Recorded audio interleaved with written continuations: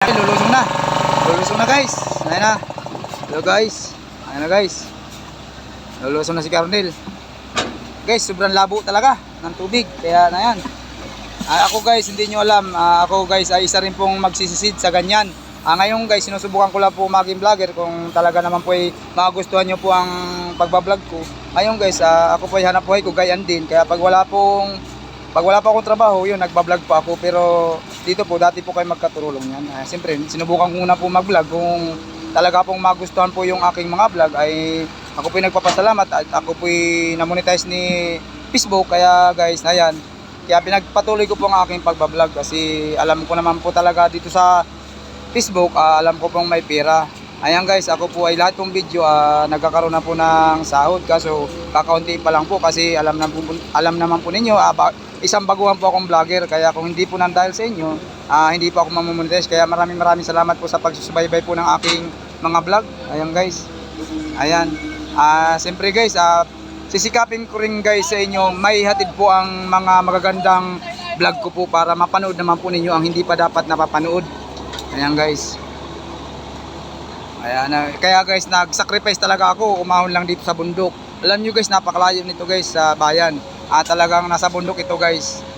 Ayan guys. Kaya nag-abala talaga po ako ng araw para marating ko lang po itong mga vlog ko sa inyo.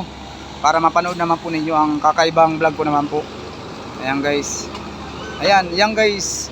Yan guys, mga hapon na rin guys ang ahon yan. Para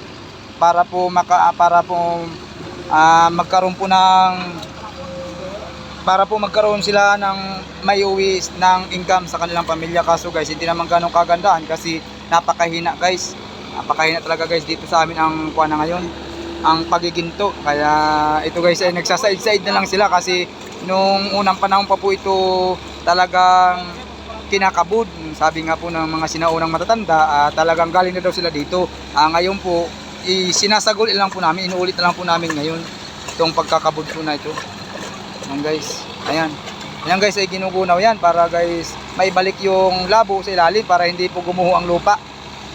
Ayan guys, tapos yung tining niya itatapon kasi may mga bato po yung guys.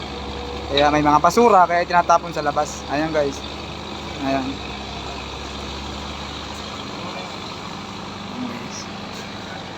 Ayan. Napakahirap talaga guys. Pero hindi naman po guys kami nahirapan kasi ito na po ang namulata namin ng hanap buhay. Kaya sanay na po kami sa ganitong mga galawan. Hindi na po kami nakakaramdam ng pagod kasi ito na po talaga ang nasanayan namin ng hanap buhay. Kaya parang kuha na po sa amin, easy na lang po ang ganitong hanap buhay. Yan guys, sa totoo lang, kung mamasdan nyo, napakahirap talaga guys. Ito guys, unang-una sa lahat, trabaho talaga po ito ng bulag. Kasi unang-una, hindi mo makikita yung ilalim. Isip at pakiramdam lang po ang gagana po talaga namin dyan sa ilalim. Pero alam naman po namin kung guguho yung lupa kasi malakas na po ang pakiramdam namin kasi sanay na po kami sa ganitong hanap buhay. Ayan.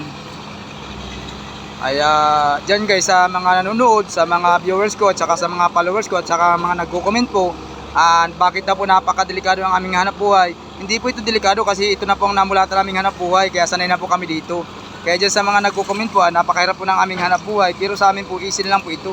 Kaya sa tingin po ng iba kasi hindi po nila ito naranasan kaya sabi nila napakahirap pero sa amin po easy na lang talaga itong hanap buhay na ito. Kasi ito na po yung nalakihan namin. Dito na po nabubuhay yung aming pamilya. Yan guys. Dito na po namin na pag-aral ng aming mga anak sa ganitong hanap buhay. Kaya dyan guys, sa mga viewers ko, sa mga followers ko, maraming salamat sa inyo guys sa mga pagsusubaybay po ng aking mga vlog. Ayan guys.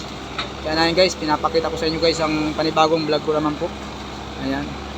Ayan guys, ang kuwan. Kaya tiis lang. Sobrang lamig. Kaya yan, napakahirap.